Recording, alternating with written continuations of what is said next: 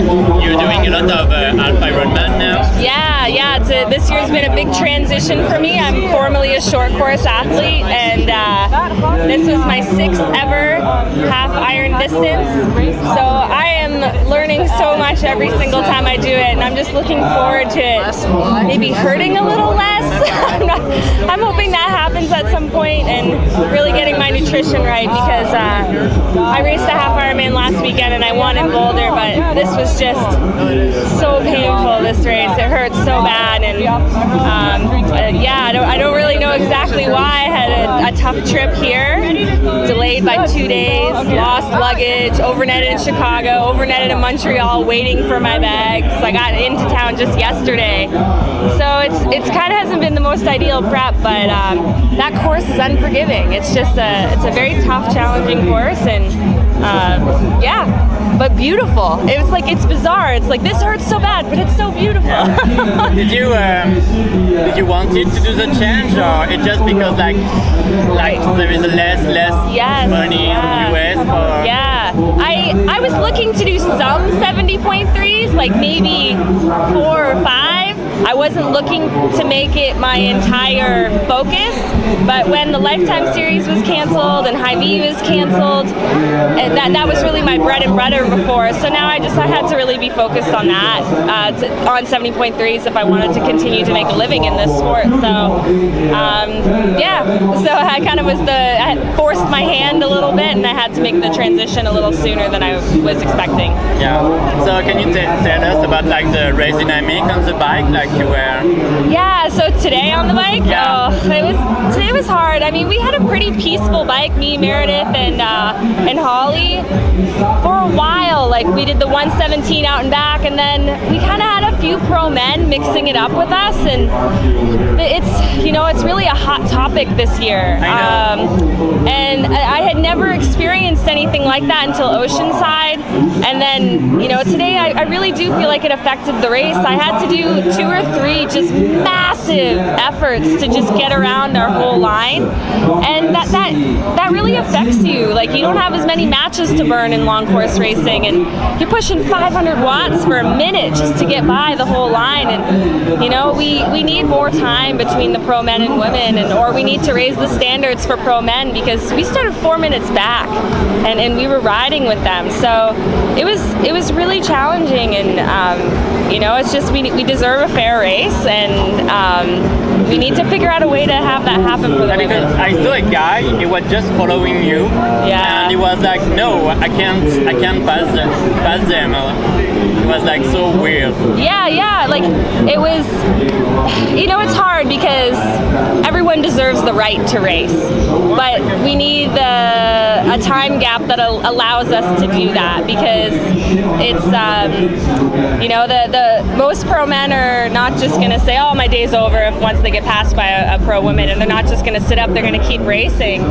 So I understand the position that they're in, but it's hard because this is the very top women in the race, and this is the difference between first, second, and third.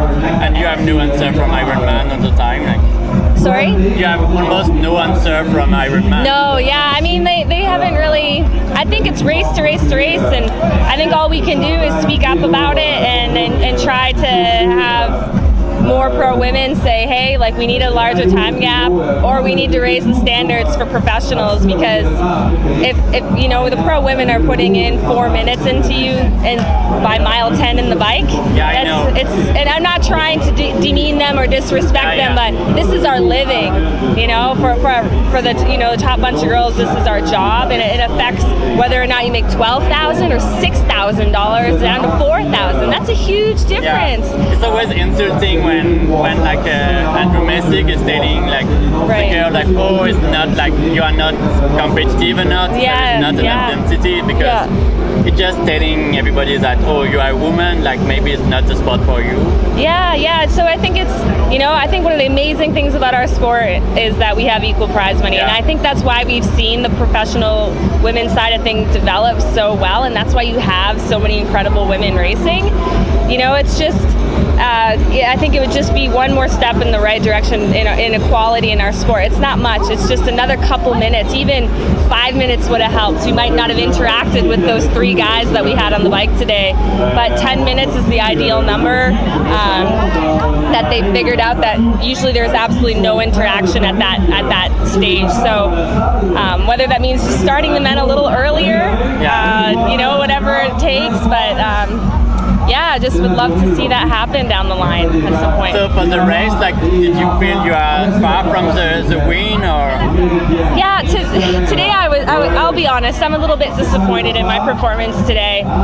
I was being really hard on myself in the run. I really blew up at 70K on the bike. Like, it was like my whole body just, that was it. I had nothing else to give, and I think it was a combination of, you know, a hard race in Boulder at altitude, and then 2 days of just horrible travel. You know, like, it was just really the most unideal preparation going into this race, and I wanted to do better today. I wanted to win. None of us show up to a race. Because you almost win, like when it was in the Olympic distance, like you always win.